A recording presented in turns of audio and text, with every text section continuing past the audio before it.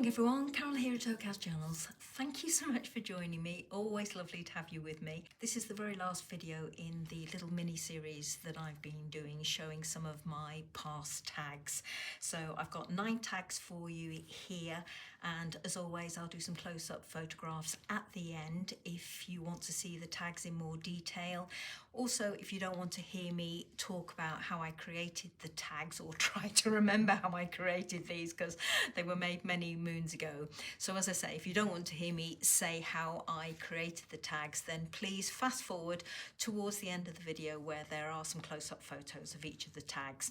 So this is the first tag, and as you've heard me mention in the previous videos, this is one where I've used a technique demonstrated by a lovely artist called Verl Morels, and it's a technique where she uses watercolor paint on a piece of acrylic to create these beautiful backgrounds. And this is one very simple tag where I've tried that technique and I've layered up my watercolor paper onto black cardstock, and a little portion that I had left I've just mounted it on top, again backed as you can see on black cardstock.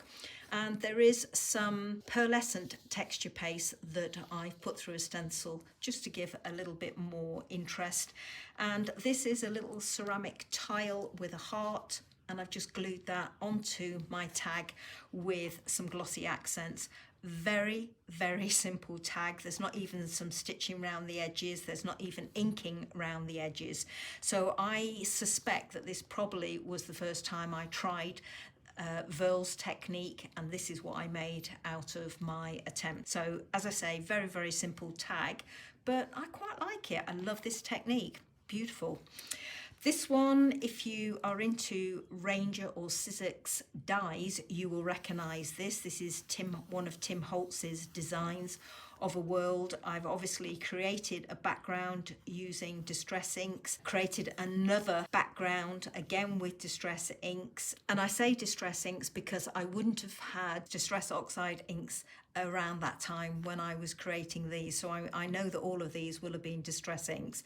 So again, one background for the background to the world, another background, and then I obviously put it through the die cut to get this.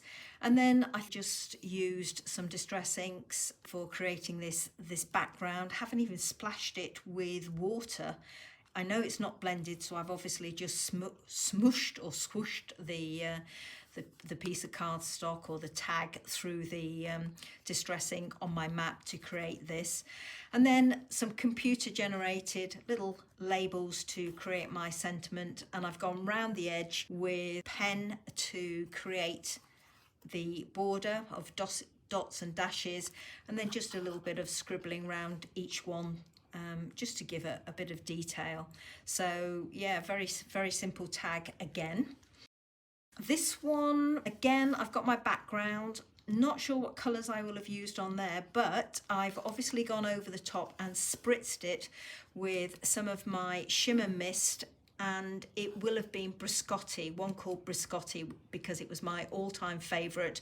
You can't get it now, or I haven't been able to get it for a long, long time, and that's what's giving a slight shimmer on here. I hope being picked up by the light, but if not, you'll certainly see it on the photographs. A bit of eyelash trim up here, a little bit of organza trim. These dangles here, these are from an old necklace that I picked up in an Oxfam shop, and I've got some more on this tag up here. This is some vellum which I've stamped, ripped and inked the edges. I've stamped another piece down here with the word bliss. Now that's a Stampin' Up stamp. This is French script, not sure who makes that stamp. And then I've just got a piece of faux ephemera here, more of that eyelash trim here, which I've just kind of glued on, I think, by the looks of it. These were some leaves that I had in my stash, and I've just glued those on. I have inked around the edges, and then there's a label there with some raised numbers, and again backed onto black cardstock. This one, oh, not really happy with this one. Not sure why I've included it in these to show you really. Lovely background, but it looks very flat. Lots of doodling, as you can see around the outside. This is an image that I've drawn on here, and the lettering I've done myself. Maybe it was a challenge to practice my lettering, I don't know. Don't normally do lettering on my tags if I can help it, or handwriting on my tags, because my lettering and handwriting isn't very good. Gone over the head of this dandelion, because that's what it's supposed to be, with some glitter, and these are the seeds being blown off in the wind. And the sentiment is scatter kindness like sleeves on the early morning breeze. So yeah, I like the background, but it needs something to make that pop really. Would have been nice to have done some heat embossing on here maybe. Anyway, it is as it is. Thought you might like to see it. That was done in June 2017. So was this one. So was that one, and that was 2018. Certainly I came on a bit better with my tags as time marched on. This one was an anniversary tag. This was made on the 13th of March 2017, and yeah, it was my second wedding anniversary. So this was an anniversary tag I made. So I've got a heat embossed background there. I'm not quite sure how I've done that background, but I've certainly done some clear stamping and heat embossing on it. I've used a little playing card there, I've got a certificate there, then I've got one of Tim Holtz's monocles there, and I've used remnant rubs with glossy accents over the top to create that number 2. I've got one of these little Ranger charms with the 13th of March behind the acetate. Created, using this background, a heart which I've offset, backed it with some lace, put some lace down this left hand side and also over the center of the heart. Just wrap round some ribbon which I've tied in a double bow here, and use some remnant rubs on this up here saying eternal moments, and a couple of stars there, together there and forever there, and a little key up there. So again, very simple tag really, this one, and then matching it with some ribbon at the top. Moving on to this one. This was made in February, on the 19th of February 2017, like this one. Again, nice blended ink background. I've used the stamp to get some crackle images. That's a France Papillon stamp. Then I've gone over the top with some heat embossing in gold round the edges, and down here I've used remnant rubs, so there's an arrow and a number 5 up there. There's some numbers there, remnant rubs there, and down at the bottom. I've obviously done some texture paste down here through a stencil to get those numbers, and then a bit of dyed lace here. This is a Stampin' Up! Brad. This is some garden twine. As you can see, I've wrapped around, tied a bow there, and I've used a pen nib here. And then I've used some eyelash trim behind this carte postale postcard here. I've got a metal corner down there, and up in this top corner here I've obviously done some more of that texture paste through a stencil up there, and again covered it over really with the eyelash trim, although that appears to have come out better than it does down here where I tried to use the numbers.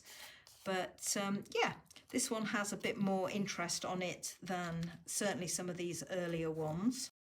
And then there's this one. Again, I've obviously used Verl's technique in the background, gone in with some heat embossing, and there's glitter on it, but this is texture paste here and across the top there. There's a little bit more there, and remnant rubs here, here, here, here, up there and up here. There is some vellum down at the bottom here. Oh, some more heat embossing down there, and it's over the top of tape. I can only just make that out. And then eyelash trim was obviously the favourite with mine around this time, because I've got it on this tag and this tag. So I've got some eyelash trim here, I've got some wings and this heart which I've glued together as my focal element, and then just kind of like a grouping of ribbon. This is seam binding, which I've obviously coloured using the same inks that I've used on here. This would have been alcohol ink to colour this. I'm not sure if I would have used alcohol inks on the seam binding, which would have been white originally. Probably not. I've probably used distress ink or even watercolour paint on there. So probably when I was doing this background, I've used it on the ribbon, and then this is just some wired ribbon. So the edges are wired, so that it holds its shape wherever you put it, really. It's looking a little bit sad. It obviously wants the edges trimming again. And then finally, as you can see, I've got some wide, very open lace going across my tag here. And there is a little portion down the side there as well. So quite a grungy one, really. This is a pretty little tag. I like this one. So working top to bottom, again, white seam binding that I've coloured obviously with the same colours that I've used on my heart here and on the layering that I've got going on here. It would have been something like worn lipstick, I believe, to get this colour. Watercolour cardstock for my background that I've obviously stamped with some light grey text. Then I've gone in with another layer just behind this top layer here of the same cardstock, but cut it slightly larger than this top piece, but obviously smaller than this piece in the background. That piece isn't stamped, and then I've gone in with some stamping on this top piece. And also, if I just move this ribbon to one side, you can see that I've used Verl's technique in the background here, and I've also used some pearlescent texture paste through a stencil, again down the centre. I've hand drawn this heart, cut it out, coloured it up with my inks, and I've gone in with my all-time favourite, which is rock candy crackle paste. I've got a little dangle up here on a garment pin. So this one was created on the 14th of February 2017. There's a little tiny heart there, hammerite sort of coloured, and this little metal piece there. I've used some little tiny rosebuds up here, and then these are little tiny roses that are opened up, and then another one of those little hammerite coloured metal charms there. So yeah, I like this tag, pretty little one. Quite simple really, but still pretty delicate, almost feminine. And then this one to finish off. Now this one, very grungy. I'm very proud of this tag, I have to say.